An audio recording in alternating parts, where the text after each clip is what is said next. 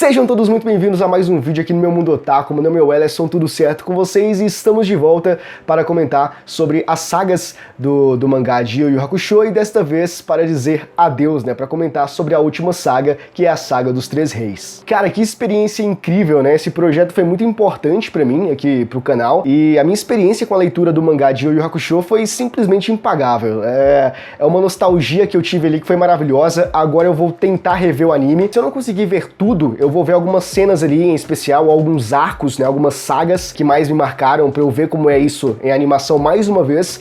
Mas enfim, a experiência, né, de ler o mangá pela primeira vez é algo que é completamente impagável.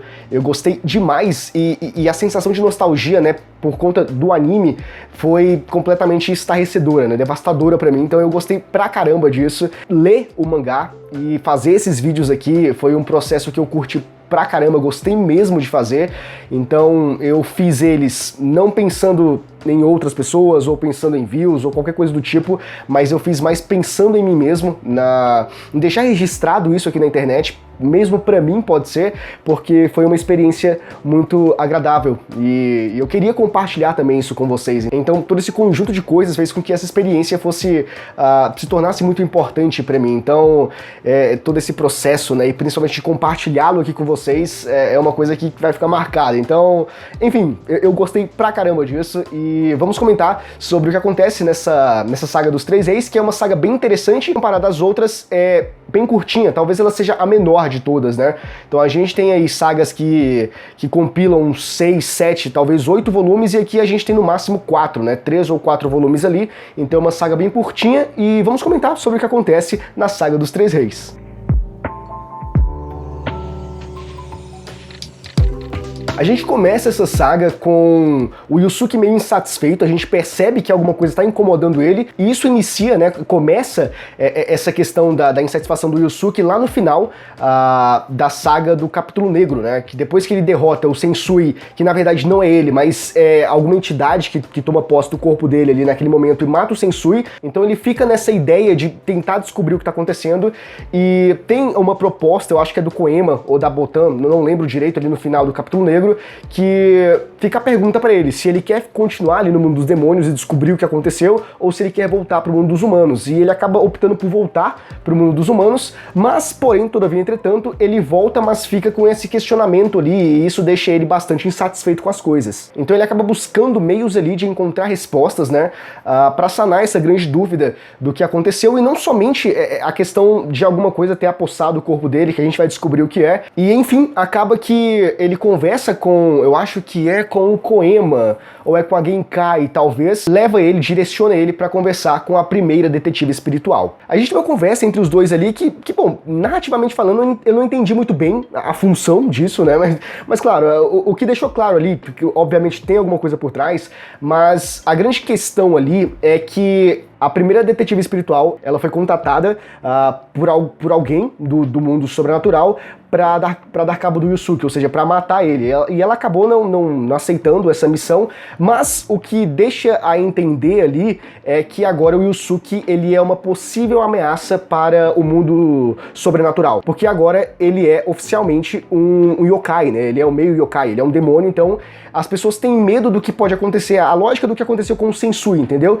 Porém, o Yusuke é bem mais forte, então tem esse receio, eles ficam meio temerosos com o que pode acontecer caso o Yusuke ele tente, né, caso tenha uma tendência a mudar de lado, então é muito preocupante, e essa conversa que ele tem com a detetive, que revela pra ele, e ao mesmo tempo fala que ele é perigoso, que ele precisa prestar atenção, e as coisas vão mudar no futuro dele e tudo mais. Então acontece bastante coisa ali, tem umas revelações sobre o que ele está passando no momento, mas a grande questão desse momento da conversação entre os dois é uma grande invasão, uma invasão inesperada de agentes do mundo dos demônios, que vão até o Yusuke para convidá-lo a retornar para o mundo dos demônios para ajudar um cara chamado Raizen, que é a pessoa que apossou o corpo dele e é nada mais, nada menos do que o pai dele. E nesse momento nós temos as grandes intenções dessa saga final de Yu Yu Hakusho, que é apresentar a grande tônica, né, a máxima desse arco que vai acontecer ali, que basicamente o Raizen, ele está num processo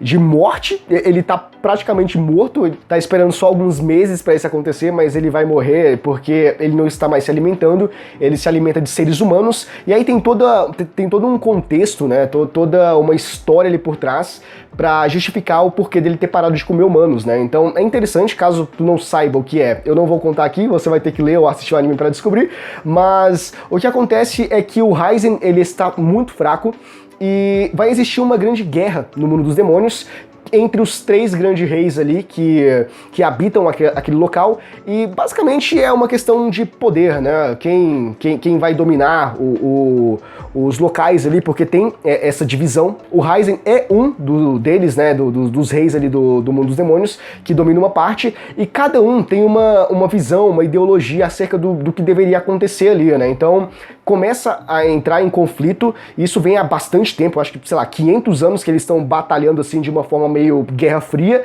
e agora, enfim, vai ter o grande clímax, eles vão colidir e vai acontecer essa guerra, porém o Yusuke precisa ir até o mundo dos demônios para ajudá-los nessa batalha aí, porque o Raizen não vai aguentar. Então basicamente o Yusuke vai fazer o papel do Raizen, e é isso que vai acontecer basicamente. E é aí que nós somos apresentados aos outros grandes reis ali, os outros 2 grandes reis dessa saga, que é o Yomi e a Mukuro. E cara, é muito legal esse momento, porque veio uma enxurrada de memórias ali enquanto eu estava lendo.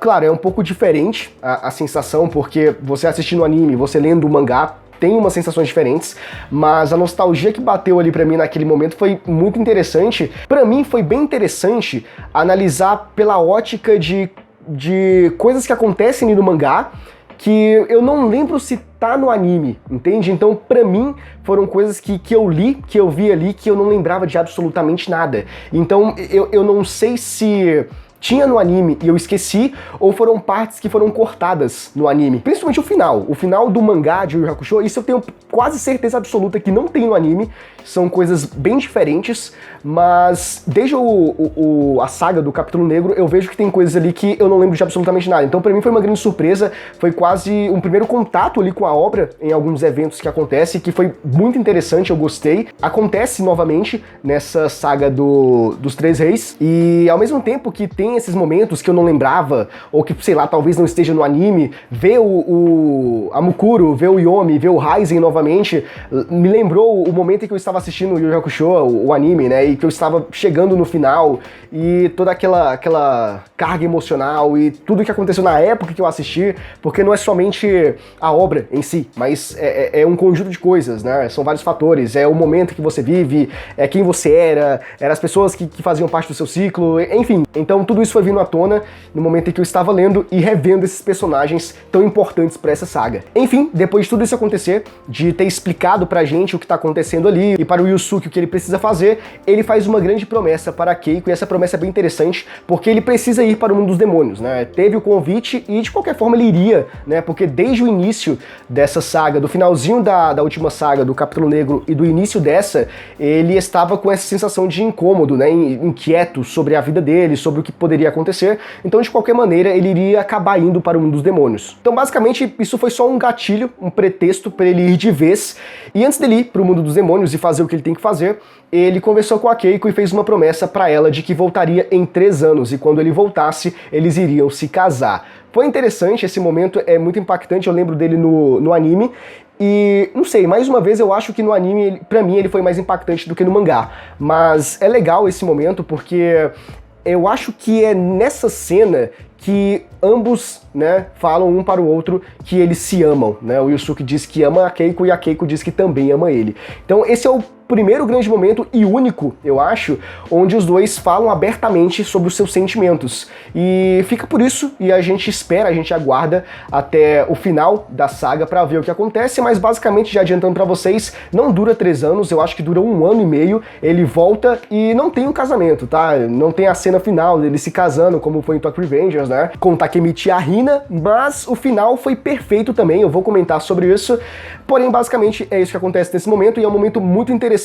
pra mim e um momento muito marcante também. Após o Yusuke ser procurado, o Riei e o Kurama também foram, e a gente tem alguns capítulos ali acerca do passado do Riei, e também sobre o passado e o presente ali do Kurama, o que tá acontecendo, porque eles também foram procurados, só que o Kurama foi procurado pelo Yomi e o Riei pela Mukuro. E aí a gente tem, eu acho que 2 capítulos ali, ou 3 mais ou menos, sobre o passado do Riei, um passado bem triste. O arcozinho ali que a gente tem, desses dois, né, o arco do Riei e o arco do Kurama, é mais mostrando as intenções futuras que ele tem pro grande torneio que vai acontecer, né? Porque a gente vai chegar lá, mas vai acontecer um grande torneio e o Kurama já está trabalhando nisso, porque ele é um cara perspicaz, né, frio, calculista, então ele já pensa, tipo, uns 3 passos à frente de qualquer outra pessoa. E é bem interessante esse momento da história, né, pra gente conhecer um pouquinho sobre o passado dos personagens, principalmente o passado do Riei. A gente tem toda aquela construção narrativa dele ser um personagem amaldiçoado, dele ser um personagem que desde o início ele foi renegado pelo seu próprio povo e foi afastado da irmã, e tem todo um processo dele buscar ela, dele encontrar métodos ali que talvez não sejam tão legais, mas era o que ele tinha pra alcançar poder e pra talvez um dia rever ela, né, porque esse era um dos grandes objetivos do Riei, talvez o máximo objetivo dele, que era reencontrar a Yukina, mas não dizer pra ela, né, falar, te encontrei, eu sou seu irmão, mas simplesmente pra rever ela. Então é bem interessante pra gente conhecer um pouquinho mais do Riei. E lembra que eu comentei com vocês, lá na saga do Torneio das Trevas, que tinha alguns personagens ali que batalham com os personagens principais, que são muito importantes porque não é somente uma luta por luta, mas é uma luta com um adversário, onde os personagens criam conexões entre eles e eles se tornam importantes. Basicamente, vários personagens que eu cheguei a comentar lá na saga do Torneio das Trevas, eles voltaram a aparecer aqui agora na saga dos Três Reis, a última saga do mangá, que são aqueles personagens que eu disse pra vocês que eram importantes, que eram legais, que eu gostava, que é o Jin, eu acho que é o Boya, o Tio, e tem outros lá, o Suzuki, enfim, são vários, e eles reapareceram aqui agora, e tem uma grande importância. Claro, tem o momento mais cômico deles ali, para causar um certo alívio cômico, mas ao mesmo tempo uma participação de... como é que eu posso explicar para vocês? Uma participação de apoio. Porque é um momento conflitante, é um momento sensível do que está acontecendo ali entre os 3 reinos, então eles estão ali para dar apoio para Yusuke, e isso mostra mais uma vez os laços, né, o quão solidificados esses laços foram sendo ao longo da história, por mais que, claro, a gente acompanhou o momento, a gente viu eles dois ali, mas além disso a gente pode deduzir que teve uma coisa por off, né, aconteceram coisas da própria história que não precisam ser reveladas pra gente, a gente não precisa estar ali acompanhando para saber que podem ter acontecido e que corroboraram ainda mais para que a conexão, a ligação entre eles ficasse ainda mais forte. Então é interessante esse momento para mim, vendo esses personagens voltando, porque para mim, né, o que eu lembrava é que eles eram importantes naquela saga do torneio, e eu tinha esquecido que eles voltavam a aparecer e reafirmar ainda mais a importância deles nessa saga dos Três Reis. Então ver eles aqui agora só me mostra o quanto eles eram de fato importantes, não somente para a história, mas tanto para o Yusuke quanto para os personagens principais também. E enfim, o Raizen morre, né, ele não suporta, ele sucumbe ali de fome, e o Yusuke acaba se tornando o rei daquela região ali, do reino que o Raizen dominava, e ele decide que vai ir até o Yomi para fazer uma proposta para ele, para tentar convencê-lo, dissuadi-lo ali da ideia a priori que tinha de tudo que estava acontecendo, e o que ele faz basicamente surpreende a todos, porque ele meio que conversa com o Yomi, dá toda a riqueza do reino para ele, e com essa riqueza ele tenta promover um torneio, sendo o organizador e o patrocinador desse torneio. E o vencedor vai ser o grande rei, vai ser aquele que irá governar o mundo dos demônios. Esse momento é bem interessante porque é uma proposta que ninguém esperava, principalmente o próprio Yomi. Então tem vários momentos ali que ele até pensa que pode ser uma armadilha, pode ser um truque, mas ele percebe que o batimento cardíaco do Yusuke e que a energia espiritual dele se mantém intactas, então ele tá falando sério, e ninguém esperava por isso. Poxa, o cara quer porrada, o cara quer batalhar, o cara quer lutar. E essa é uma ideia do Yusuke que fica desde o início, então não chega a ser nenhuma surpresa.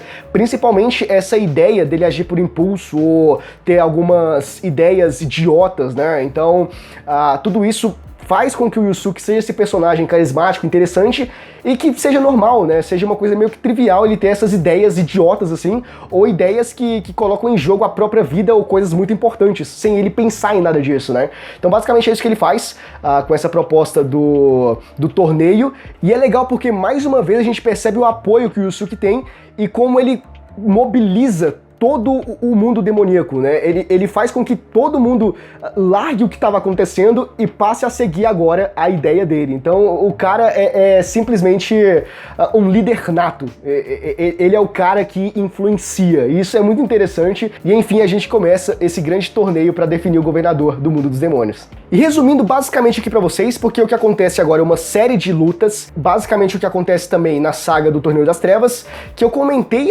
várias lutas ali, e aqui eu não quero fazer isso, até porque não tem grande importância, até porque eu senti que o próprio Togashi, ele rushou essa parte. A gente tem várias lutas que ocorrem de forma bem rápidas ali, e outras que nem chegam a ser mostradas. Por exemplo, a gente não tem, em definitivo, o final do torneio. O final fica em aberto. Em aberto no sentido da gente ver a batalha final acontecendo e ver o vencedor. Nós temos o grande momento. Temos várias batalhas ali que são sem sentido, tá? Entenda o que eu quero dizer com isso.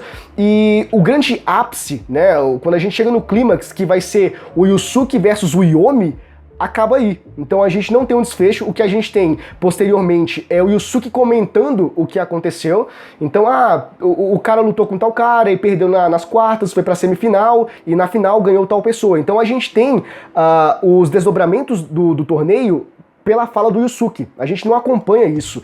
Então eu senti que essa parte, o Togashi rushou pra caramba, e diferente do que aconteceu no Torneio das Trevas, que a gente teve várias batalhas, vários personagens ali, várias habilidades e tudo mais, aqui foi diferente. Cortou bastante coisa pra gente chegar no grande objetivo final. E aí você me pergunta quem foi que venceu? Foi algum dos personagens principais? Foi algum personagem importante? Nada disso. Foi um cara que, sei lá quem é esse cara.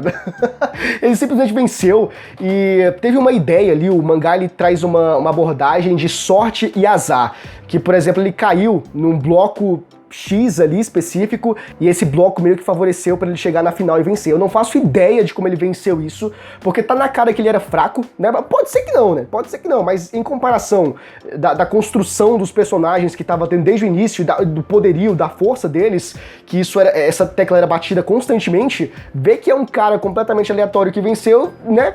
Fica meio duvidoso ali da habilidade dele, se ele realmente é forte.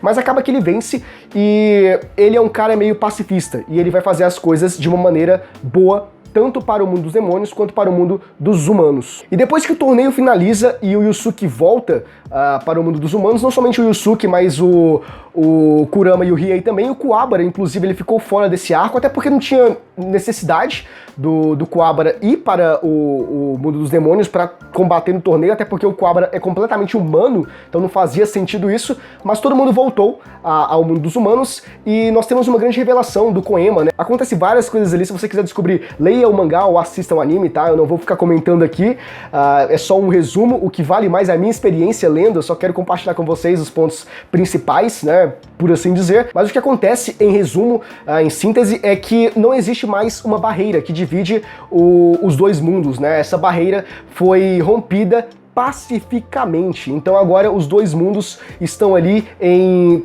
processo de coexistência, né? Ainda tá vendo como isso vai acontecer, mas basicamente agora eles têm livre acesso para transitar entre os dois mundos. Então isso acontece porque tem uma grande revelação no mundo espiritual, uma grande descoberta que possibilita que isso aconteça. E a gente vai chegando ali no final da história, a gente vai tendo alguns desfechos ali, o encaminhamento dos personagens, e essa parte é a que eu falei que eu tenho praticamente quase certeza absoluta que não tem no anime. Olha, eu posso estar equivocado porque tem muito tempo que eu assisti Yu Yu Hakusho, mas eu realmente não lembro. Eu não lembro dessas cenas, eu acho que são coisas que estão somente aqui no mangá, não tem na animação, na adaptação em anime, mas que é interessante, né? Pelo menos pra mim foi muito interessante porque foi algo completamente novo. Porque a gente teve basicamente, né? A gente teve alguns desfechos ali, mas os mais interessantes que eu vou dizer pra vocês aqui, os mais curiosos, foi o do Riei, que ele passou a trabalhar no mundo dos demônios como uma espécie de escoltador, né? Ele escolta os humanos que acidentalmente caem no mundo dos demônios e leva de volta para o mundo dos homens. Basicamente o Riei ficou com essa função. E o Yusuke, cara, ele abriu uma barraquinha de lamen. Cara, eu acho que esse daí foi o que mais me pegou de surpresa, sabe? Me pegou de supetão. Eu fiquei, o quê? Como assim, cara? Mas ao mesmo tempo que ele trabalha como um vendedor de lamen na barraquinha lá e tudo mais, ele ainda continua trabalhando, fazendo alguns bicos ali como detetive espiritual. Então é por isso que eu digo que eu tenho quase certeza que isso não tá no anime, porque são coisas que acontecem ali que, poxa, eu lembraria se tivesse no anime, entende? E eu não lembro dessas cenas. Até porque, antes do final definitivo, que é o final que a gente vê no anime, vamos dizer assim, tem um processo, tem uma construção até o grande desfecho, e o que acontece, esses eventos que acontecem ali, o Yusuke ainda faz algumas missões como detetive espiritual, e essas missões são bem aleatórias, sabe? Então são coisas que, sei lá, talvez esteja lá, talvez esteja, mas eu acho que não. Mas o que acontece é que o Yusuke ainda faz alguns bicos como detetive espiritual e trabalha como um vendedor de lamen. Enfim, esse é o grande final desses dois personagens assim, basicamente. Acontecem algumas outras coisas ali, mas o que eu queria comentar, o que eu queria compartilhar com vocês e que foi uma grande surpresa pra mim, era isso. E por fim, pra finalizar, temos o grande desfecho de Yu Yu Hakusho, que é a morte da Genkai, agora é a morte definitiva, né? Ela tinha morrido lá no Torneio das Trevas, mas no finalzinho ela voltou à vida e inclusive na saga do Capítulo Negro ela tem algumas participações, mas agora, no final dessa saga dos Três Reis, ela morre de fato e deixa um testamento, deixando a herança para os personagens, né? O Riei, o Kurama, o Kuwabara e o Yusuke. Ela deixa todas as terras dela para eles, é bem interessante. E nós temos o grande desfecho ali, que é na praia, né? Que eles estão na praia, que é em um dos territórios ali da Genkai, e é muito bonita, essa cena é muito linda, cara.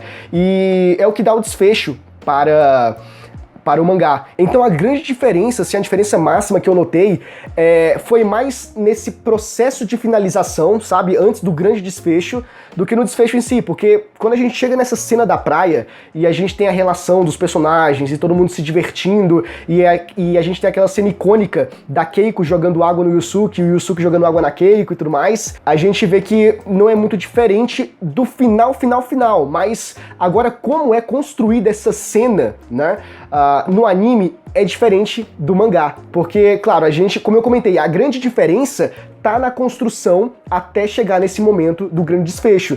Então, toda essa construção, todo esse desenvolvimento foi bem diferente nesses dois estilos, entendeu? Do mangá e do anime. E aí eu devo dizer pra vocês que o final do anime, pra mim, é superior ao final do mangá. Eu, particularmente, prefiro o final do anime do que o final do mangá, até porque... Cara, é diferente, né? A construção da cena final ali, tudo que acontece, né, que precede esse grande momento é diferente. Então, não tem como fazer um grande comparativo aqui. A grande cena que tá presente ali mesmo é o momento da praia, que tá todo mundo feliz ali e o Yusuke e a Keiko jogando água no outro. Mas o resto é diferente e, poxa, a cena do beijo do Yusuke e da Keiko no final do anime faz valer toda a espera, né, do que poderia acontecer entre os dois no final, que é uma coisa que não acontece no mangá. Então, deixa a desejar, sabe? A gente tem meio que uma conclusão pra esse arco do relacionamento dos dois, da Keiko e do Yusuke. Então, o anime, ele conseguiu encerrar isso de uma forma perfeita. E a gente tem a cena final do quarto, e o vento, aquela brisa movimentando a cortina e uma foto caindo. E a gente muda, né? A gente tem esse quadro do vento e do quarto e o próximo quadro é a foto de todos os quatro juntos ali, né? Então, cara, é simplesmente marcante. Então, assim, na minha opinião, foi um final perfeito, um final que vai ficar marcado e é aquilo, cara, para sempre, Yu Yu Hakusho. E esse daqui foi o vídeo de hoje, cara. Que experiência, né? Que processo, que jornada incrível lendo o mangá de Yu Yu Hakusho e compartilhando aqui com vocês ao longo dos 5 vídeos, eu acho, aqui, que teve no canal. Mas, enfim, eu gostei pra caramba, então foi uma experiência muito, mas muito boa pra mim, muito positiva, e eu espero que vocês tenham gostado tanto quanto eu. E se tu chegou até aqui é porque provavelmente tu gostou, não é verdade? Então eu peço que tu deixe o teu like nesse vídeo, porque é muito importante, ajuda no engajamento e me motiva a continuar gravando esses vídeos aqui pra vocês. E se tu não for inscrito no canal, se inscreva, ative o sininho das notificações pra tu não perder nenhum vídeo futuro que a gente enviar, e deixa aqui nos comentários o que você achou dessa jornada analisando todos os arcos do mangá de Yu Yu Hakusho, beleza? Eu conto muito com o vosso apoio, a gente se vê no próximo vídeo, abraço!